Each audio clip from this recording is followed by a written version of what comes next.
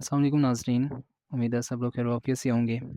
आज की हमारी इस वीडियो को बनाने का मकसद आप लोगों को स्कॉलरशिप के बारे में मालूमात फ़राहम करना है। इस स्कॉलरशिप पे अप्लाई करने का तरीका नहायत ही आसान है और ये स्कॉलरशिप दुनिया की मशहूर स्कॉलरशिप्स में से एक है। स्कॉलरशिप का नाम है DAAD E post scholarship for master program. Scholarship पे मास्टर और पीएचडी दोनों स्टूडेंट्स अप्लाई कर सकते हैं। आज की इस वीडियो के ज़रिए मैं आपको बताऊंगा कि स्कॉलरशिप में किस तरीके से अप्लाई करना है, कौन कौन से डॉक्यूमेंट्स हैं वो स्कॉलरशिप के लिए रिक्वायर्ड हैं, एलिजिबिलिटी क्राइटेरिया क्या है। तो मुकम्मल तफसीलात के लिए इस वीडियो के साथ बने रहिए। सबसे पहले आपने करना क्या है, वीडियो की डिस्क्रिप्शन में मौजूद लिंक पर जैसे ही आप क्लिक करेंगे तो आप इस ऑफिशियल स्कॉलरशिप पेज के ऊपर आ जाएंगे। सबसे पहले स्कॉलरशिप का अगर हम ओवरव्यू देखें कि ये स्कॉलरशिप के अप्लाई करने के लिए हमें क्या क्या चीज़ें रिक्वायर्ड हैं, तो उसमें हमारे पास है scholarship of foreign graduate from development and newly industrialize countries from our discipline with at least 2 year professional experience. यानी कि स्कॉलरशिप में अप्लाई करने के लिए आपके पास कम अज़ कम अपनी ग्रेजुएट डिग्री के बाद 2 साल का प्रोफेशनल एक्सपीरियंस होना बहुत ज़्यादा ज़रूरी है, तब आप इस स्कॉलरशिप के लिए अप्लाई कर सकते हैं। उसके बाद अगर हम देखें कि स्कॉलरशिप में कौन कौन सी कंट्रीज़ जो हैं वो एलिजिबल हैं, तो बहुत सारी कंट्रीज़ जो हैं वो इस स्कॉलरशिप जो है वो एलिजिबल जो है वो यानी कि बहुत सारी कंट्रीज़ जो हैं वो स्कॉलरशिप के लिए एलिजिबल हैं। जैसे कि हम देखें कि यूरोप के कुछ जो हैं वो कंट्रीज़ इसके अंदर शामिल हैं, नॉर्थ अफ्रीका के हैं, और भी बहुत सारे जो हैं वो कंट्रीज़ जो हैं वो स्कॉलरशिप के अंदर जो है वो अप्लाई कर सकते हैं। तो इसके अलावा अगर हम देखें कि कौन कौन से जो है वो प्रोग्राम्स जो है ये यूनिवर्सिटी जो है वो ऑफ़र करती है, तो प्रोग्राम्स की तरफ जाने से पहले अगर हम देखें कि इस पूरी स्कॉलरशिप का क्या ड्यूरेशन हो सकता है, तो ड्यूरेशन जो है वो हमारे पास है 12 मंथ टू 42 मंथ। ये सारा डिपेंड करता है कि आप इस स्कॉलरशिप में किस प्रोग्राम के अंदर जो है वो अप्लाई कर रहे हैं। और इसके अलावा स्कॉलरशिप की क्या वैल्यूज़ हैं, क्या जो है वो आपको मिल सकता है स्कॉलरशिप को हासिल करने के बाद। तो यहाँ पर जो है वो लिखा है कि 992 यूरोस फॉर ग्रेजुएट, यानी कि अगर आप मास्टर के लिए जा रहे हैं तो आपको एटलीस्ट 992 जो डॉलर्स जो हैं यूरोस जो है ये स्कॉलरशिप प्रोवाइड करेगी। और अगर आप जो है वो डॉक्टोरल कैंडिडेट हैं तो आपको जो है वो एटलीस्ट 1300 जो है वो यूरोस जो है ये स्कॉलरशिप प्रोवाइड करती है। ठीक है। इसके अलावा अगर आप किसी किस्म का कोई हेल्थ इशू, कोई एक्सीडेंटल या कुछ भी अगर इस तरह का कोई प्रॉब्लम हो तो ये स्कॉलरशिप जो है एडिशनल जो है फंड्स आपको देती है। ट्रैवल अलाउंस जो है वो आपको प्रोवाइड किए जाते हैं। उसके अलावा अंडर सर्टेन सर्कमस्टांसिस कि अगर आपका रहने का रेंट बहुत ज़्यादा है तो उसमें जो है ये स्कॉलरशिप जो है वो आपको कुछ हद तक जो है वो हेल्प कर सकती है। उसके अलावा अगर आपका कोई फैमिली मेम्बर आपके साथ है तो उसमें जो है वो मंथली अलाउंस जो है वो आपको दे सकते हैं। अगर हम सिलेक्शन देखें किन-किन कौन-कौन जो है वो लोग इसके अंदर जो है वो सिलेक्शन इनके लिए आसान है, ये क्या एलिजिबिलिटी क्राइटेरिया है, तो उसके लिए वो कहता है कि वो स्टूडेंट्स जिन्होंने आप कह लें कि fulfil the necessary academic requirement can be expected successfully complete Germany. यानी कि वो कह रहे हैं कि अगर आप ये स्कॉलरशिप हासिल कर लें तो उसके बाद जो है वो आप जब आप वहाँ पर जाके अपनी कंटिन्यू करते हैं स्टडी तो आपका लेवल या आपके जो स्कोर हैं वो भी अबव एवरेज होने चाहिए। ऐसा नहीं है कि आपकी जो वहाँ पर एजुकेशन की सूरत हाल है वो बिलो एवरेज नहीं होनी चाहिए, आपके जो स्कोर हैं या आपके मार्क्स हैं बिलो एवरेज नहीं होने चाहिए। अगर ऐसा होता है तो हो सकता है कि वो आपकी स्कॉलरशिप को ख़त्म कर दें। दूसरी चीज़ कि आपके पास जो आपकी बैचलर डिग्री मौजूद होनी चाहिए। ठीक है। उसके अलावा तीसरी चीज़ जो है वो बैचलर डिग्री कंप्लीट करने के बाद आपके पास एटलीस्ट 2 ईयर प्रोफेशनल एक्सपीरियंस मौजूद होना चाहिए। उसके अलावा चौथी चीज़ वो कहता है कि आप जब स्कॉलरशिप के अंदर अप्लाई कर रहे हों तो जो भी आपने मोटिवेशनल लेटर होता है या रिकमेंडेशन लेटर है उसके अंदर आपने मुकम्मल बताना है कि आपके नेक्स्ट क्या प्लान है और आप किस तरीके से अपनी स्टडी को जो है वो नेक्स्ट लेवल पे लेके जाने का प्रोग्राम या आपका माइंड जो है वो क्या है इस बारे में। तो वो ये चीज़ जो है वो आपने लाज़मी तौर पर वहाँ पर शो करनी है। उसके बाद कहता है कि कौन-कौन से प्रोग्राम जो हैं वो ये यूनिवर्सिटी आपको ऑफ़र करती है। अगर हम उसकी तरफ जाएँ तो बहुत सारे प्रोग्राम जो हैं ये यूनिवर्सिटी जो है वो आपको ऑफ़र कर रही है। जैसे कि हमारे पास आ जाता है जी economic science, business administration, political economics. उसके अंदर अगर हम देखें तो एमएससी ऑफ डेवलपमेंटल इकोनॉमिक्स, उसके अलावा हम देखें तो डेवलपमेंटल कॉर्पोरेशन में बहुत सारे हैं, इंजीनियरिंग के अंदर बहुत सारे प्रोग्राम जो हैं ये स्कॉलरशिप आपको ऑफ़र करती है। उसके अलावा रीजनल एंड अर्बन प्लानिंग के अंदर जो है कुछ प्रोग्राम्स जो हैं ये यूनिवर्सिटी आपको ऑफ़र कर रही है। ठीक है जी। और उसके अलावा अगर हम देखें कि कौन-कौन से इंस्टीट्यूशंस जो हैं वो इसके अंदर हैं, तो हर जो प्रोग्राम है उसके आगे जो है उनका इंस्टीट्यूशन जो है उन्होंने मेंशन किया हुआ है और किन-किन लैंग्वेजेस के अंदर जो है ये प्रोग्राम है। तो ऑलमोस्ट आप सारे के सारे जो प्रोग्राम्स अगर आप देखें तो आपको जो है वो उसके अंदर ही मिलेंगे इंग्लिश के अंदर। कुछ ऐसे हैं जो कि स्पेनिश के अंदर हैं, तो मोस्टली प्रोग्राम जो हैं वो इंग्लिश लैंग्वेज के अंदर ही हैं और डिग्री का नेम उसके अंदर आगे उन्होंने मेंशन किया हुआ है, ड्यूरेशन क्या है वो मेंशन है।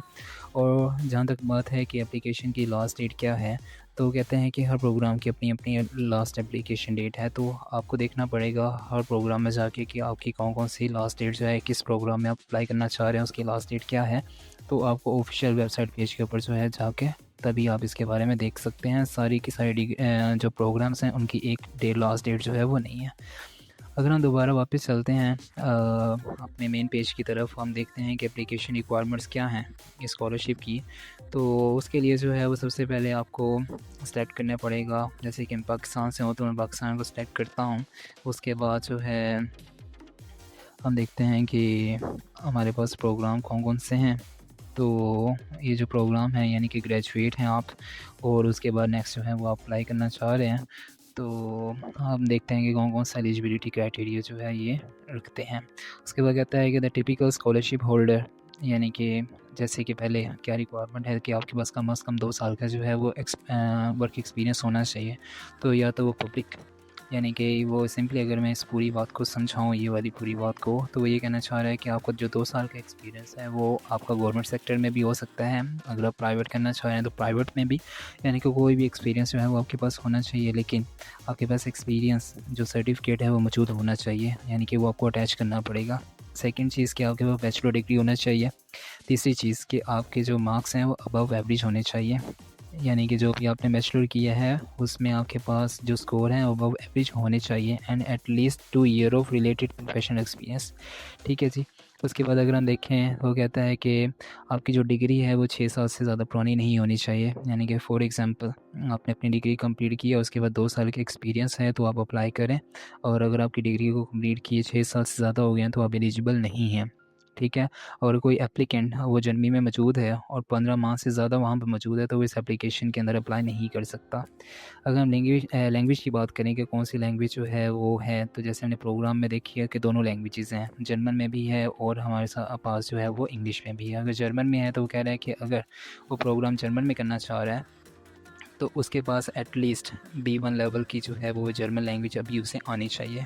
और ये नोट कर रहा है कि ये पॉसिबल नहीं, क्योंकि जैसे ही आप B1 लेवल की आप जर्मन जो है वो आपको आती हो और आप फिर जो है वो जर्मन लैंग्वेज में कोई भी प्रोग्राम कर सकते हैं, क्योंकि जैसे ही आप B1 पे सिलेक्ट करते हैं तो नेक्स्ट जैसे ही आप वहाँ पर जाते हैं तो आपका 6 माह का जर्मन लैंग्वेज कोर्स होता है और उसके बाद आपका टेस्ट होता है। और ये 2 टेस्ट हैं जो उन्होंने मेंशन किए हुए हैं, और वो ये यहाँ पर लाजमी मेंशन करते हैं कि ये पॉसिबल ही नहीं है कि अगर किसी का B1 ग्रेड की लैंग्वेज भी नहीं आती जर्मन, तो वो 6 माह का ये कोर्स करने के बाद भी वो यानी कि 100% चांसेस कह लें या 90% चांसेस ये हैं कि वो पास कर ही नहीं सकता इस टेस्ट को, क्योंकि ये आसान नहीं होता। तो अगर आप जर्मन में करना चाह रहे हैं तो आपको एटलीस्ट B1 लेवल का या जर्मन अभी आनी चाहिए, उसके बाद आप इसके ऊपर अप्लाई कर सकते हैं। और अगर आप इंग्लिश में कर रहे हैं तो आप इंग्लिश प्रोफिशिएंसी सर्टिफिकेट जो है वो अपनी यूनिवर्सिटी से ले सकते हैं और उसके बाद जो है इसके ऊपर अप्लाई कर सकते हैं। ठीक है जी। नेक्स्ट अगर हम देखें कि एप्लीकेशन प्रोसीजर क्या है हमारे पास, तो कहता है कि डिपेंडिंग ऑन चूज़न प्रोग्राम, यानी कि जो भी आप प्रोग्राम चूज़ कर रहे हैं वहाँ पर, तो ये उसके ऊपर डिपेंड करता है कि उसकी लास्ट डेट जो है वो क्या हो सकती है। ठीक है जी। और उसके बाद अगर हम नीचे देखें, कहता है कि कौन-कौन से डॉक्यूमेंट्स जो हैं वो आपके पास होने चाहिए। तो डॉक्यूमेंट्स में आपके पास कह रहा है कि application have only be send to respective course directly, यानी कि अगर आप दाद के पेज पे जाके स्कॉलरशिप को अप्लाई करेंगे तो वहाँ पर इसका एप्लीकेशन जो है मुकम्मल नहीं होती। आपको उस कोर्स के ऊपर जाके प्रॉपर्ली इसको अप्लाई करना पड़ेगा, तब जाके जो है वो ये स्कॉलरशिप आपकी होती है। कौन-कौन से डॉक्यूमेंट्स हैं वो आपको रिक्वायर्ड रहेंगे, तो चेकलिस्ट में बहुत सारे डॉक्यूमेंट्स हैं, वो आप लोगों ने देख लेने हैं कि कौन-कौन से डॉक्यूमेंट्स हैं वो रिक्वायर्ड कर रहा है, और नीचे भी मुकम्मल डिटेल जो है वो दी गई है कि कौन-कौन से डॉक्यूमेंट्स में रिक्वायर्ड रहेंगे। तो मैं आपको यहाँ से बता देता हूँ। जैसे वो कहता है कि हमारे पास जो भी इस एप्लीकेशन फॉर्म है, ये पोस्ट का स्कॉलरशिप का जो एप्लीकेशन फॉर्म है वो कंप्लीट आपके पास होने चाहिए। आपको अपनी जो है वो सीवी यूरोपास टेम्पलेट के अंदर आपको एक अपनी सीवी क्रिएट करनी है, वो इसके साथ अटैच करनी है। एक आपके पास मोटिवेशनल लेटर होना चाहिए, ठीक है। उसके बाद लेटर रिकमेंडेशन आप अपनी यूनिवर्सिटी से जो है वो किसी भी प्रोफेसर से, और उसके बाद जो है वो कह रहा है कि कैंडिडेट सर्टिफिकेट ऑफ एम्प्लॉयमेंट, यानी कि आपके पास अपना एक्सपीरियंस लेटर होना चाहिए, इंग्लिश होनी चाहिए, ठीक है जी। और आप इंग्लिश प्रोफिशिएंसी सर्टिफिकेट्स के थ्रू भी आप अप्लाई कर सकते हैं। आपके पास जो डिग्री हैं, ट्रांसक्रिप्ट हैं, और अगर आप वो सारा कुछ अटैच करना है, और आप चाइना से हैं तो आपको ये अपना APS सर्टिफिकेट जो है वो लाजमी अटैच करना है इसके साथ। ये सारी की सारी डिटेल्स जो है वो इसने इस वाले डॉक्यूमेंट के अंदर जो है वो मेंशन की हुई है। ये सारे के सारे डॉक्यूमेंट्स जो आपने उसके साथ अटैच करने हैं, ठीक है जी। उसके बाद अगर आपको एक किसी भी कोर्स के ऊपर अप्लाई करना सिखाऊं कि कैसे अप्लाई जो है वो करते हैं, तो यहाँ पर बहुत सारे प्रोग्राम्स हैं, तो आप किसी के अंदर भी अप्लाई कर सकते हैं। लाइक मैं यहाँ पर जो आपको करके दिखाता हूँ वो मेरीन बायोलॉजी के ऊपर करके दिखाता हूँ, या कोई भी आप, लाइक मैं यहाँ पे मेरीन बायोलॉजी के ऊपर करके दिखाता हूँ। लाइक मैं इसके ऊपर क्लिक करता हूँ तो आपको एक नेक्स्ट पेज के ऊपर लेके जाता है, तो यहाँ पर आप सारी डिटेल्स जो है वो पढ़ सकते हैं। उसके बाद यहाँ पे स्कॉलरशिप, आप इसके ऊपर क्लिक करें, ये आपको नेक्स्ट पेज के ऊपर लेके जाता है, ठीक है। और यहाँ से अगर आप देखें तो आपके पास application apply for that scholarship, ठीक है। अगर आप इस पर करेंगे तो यहाँ से ऑनलाइन एप्लीकेशन पोर्टल ये आपको ये ओपन करके देता है, ठीक है। और इस एप्लीकेशन पोर्टल पे अगर आप चाहते हैं तो यहाँ पर आपके राइट साइड पे आपको मिलेगा ऑनलाइन एप्लीकेशन। जैसे आप इसके ऊपर क्लिक करते हैं तो यहाँ से जो है वो अपना अकाउंट जो है वो आप क्रिएट कर सकते हैं। जैसे आप अकाउंट क्रिएट करेंगे उसके बाद जो है वो अपना टाइटल, सारा कुछ आपने अपनी बेसिक इन्फॉर्मेशन और सारे के सारे डॉक्यूमेंट्स इसके साथ अटैच करने हैं, और एप्लीकेशन जो है वो आपने सबमिट कर देनी है। उम्मीद है कि आज की वीडियो आपके लिए इन्फॉर्मेटिव रही होगी। अगर आपका किसी किस्म का कोई भी क्वेश्चन है एप्लीकेशन से रिलेटेड, या किसी भी दूसरी स्कॉलरशिप में अप्लाई करने के लिए आप इन्फॉर्मेशन लेना चाहते हैं, तो मुझे कमेंट जो है वो लाजमी करें। जज़ाकल्लाह, अल्लाह हाफ़िज़।